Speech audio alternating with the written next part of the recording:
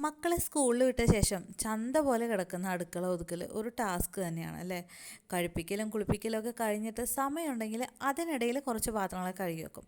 അങ്ങനെ ബാക്കിയൊക്കെ അവർ പോയ ശേഷമാണ് കേട്ടോ ചെയ്യുന്നത്. അങ്ങനെ നീണ്ട പാത്രം കഴുകലും അടിച്ചു വാരലും അലക്കലും ഒക്കെ കഴിഞ്ഞ് കയറിയപ്പോൾ സമയം 12ആയി. ഇന്നിനി മീനൊന്നും കിട്ടുമെന്ന് എനിക്ക് തോന്നിയില്ല. അങ്ങനെ നോക്കിയപ്പോൾ കുറച്ച് വെണ്ടക്കായ ഇരിക്കുന്നുണ്ടായിരുന്നു. വേഗം അത് അരിഞ്ഞെടുത്ത് സവാളയും കാന്താരിയും കറിവേപ്പിലൊക്കെ ഇട്ട് വാട്ടിയെടുക്കാനായിട്ട് അടുപ്പത്തേക്ക് വെച്ചു കേട്ടോ. പിന്നെ മുട്ട വറക്കാമെന്ന് വിചാരിച്ചു. അങ്ങനെ മുട്ടയും ഒരു പാത്രത്തിൽ പൊട്ടിച്ച് ഒഴിച്ചു. സവാളയും കാന്താരിയും ഉപ്പും കുരുമുളക് പൊടിയൊക്കെ ഇട്ടിട്ട് അതും അങ്ങ് അടിച്ച് മാറ്റി വെച്ചു.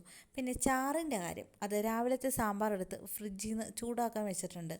രാവിലത്തെ സാമ്പാർ എന്തിനാണ് ഫ്രിഡ്ജിൽ വെച്ചതെന്നല്ലേ, വേറൊന്നുമല്ല, ഇന്ന് മീൻ കിട്ടുമെന്നുള്ള അമിതമായ ആത്മവിശ്വാസത്തിൽ ഫ്രിഡ്ജിലേക്ക് തള്ളിയതാണ് കേട്ടോ എൻ്റെ സാമ്പാറിനെ. തിരിച്ചവനെ വിളിച്ചു അടുക്കളയിലേക്ക് വെച്ചിട്ടുണ്ട്. അപ്പം അങ്ങനെ മുട്ട വറുത്തതും അതുപോലെ തന്നെ വെണ്ടക്ക തോരനും സാമ്പാറും കൂട്ടിയിട്ട് ആയിരുന്നു ഇന്നത്തെ ഉച്ചക്ക് ഫുഡ് കഴിച്ചിട്ട്. അങ്ങനെ കുശാലായിട്ട് ഊണ് കഴിച്ചു. അതായിരുന്നു ഇന്നത്തെ വിശേഷം.